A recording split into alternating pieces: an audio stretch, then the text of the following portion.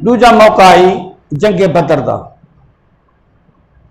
جنگ بدر دے وچ 313 صحاب موجود ہیں، لیکن انہوں نے سیدنا عثمان غنی رضی اللہ تعالیٰ عنہ موجود کوئی نہیں۔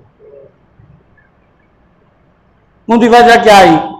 انہوں دی گھر والی حضرت عثمان غنی دی گھر والی بیمار آئی، وہ گھر والی کون آئی؟ وہ حضرت رقیہ رضی اللہ تعالیٰ عنہ، میرے آقا علیہ السلام دی لخت جگر نور نظر، آپ دی بیٹی آئی۔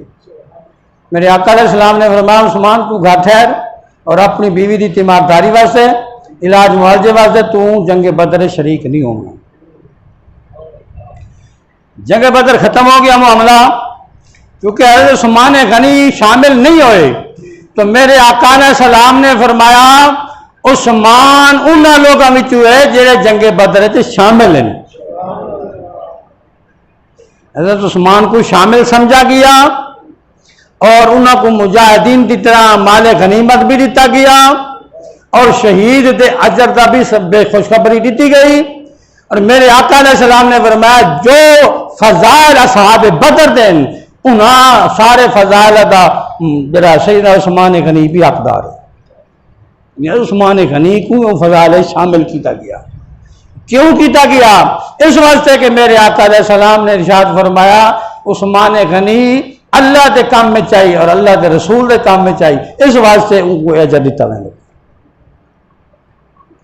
جڑی ترتیب بنائی ہے نا علماء نے، اہل سنت نے، صحابہ کرام رضوان اللہ تعالی علیہ اجمعین دی، انہیں لیکن فتح مکہ تو پہلے جڑے لوگ مسلمان تھے، بین جڑے فتح مکہ تو بعد مسلمان تھے، جڑے فتح مکہ تو پہلے مسلمان تھے انہوں کا پہلا درجہ ہے فضیلت، جڑے فتح مکہ تو بعد مسلمان تھے انہوں کا دوسرا درجہ ہے۔ تو سیدنا عثمان غنی رضی اللہ تعالیٰ عنہ فتح مکہ تو پہلے مسلمان تھے، بلکہ ابتدائی ایام کے اندر مسلمان تھے، بلکہ انہاں دی نصیحت نال تے انہاں دی کوشش نال کئی لوگ ہی مسلمان تھے۔ بڑی ترتیب ہے جنگ بدر دی،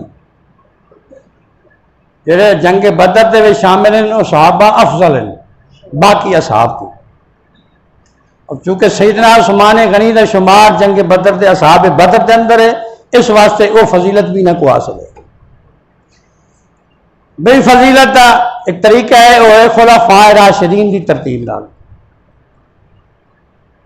تو سیدنا عثمان غنی رضی اللہ تعالیٰ عنہ کو فضیلت بھی حاصل ہے کہ وہ خلیفہ راشد ہیں، جنہیں میرے آقا علیہ السلام دے بارے فرمایا علیکم بسنتی و سنت الخلفاء الراشدین، تواڈے تے میری سنت ہی لازم ہے تے میرے خلفاء راشدین دی سنت ہی لازم ہے، ان دے وچ ہی سیدنا عثمان غنی شامل موجود ہے۔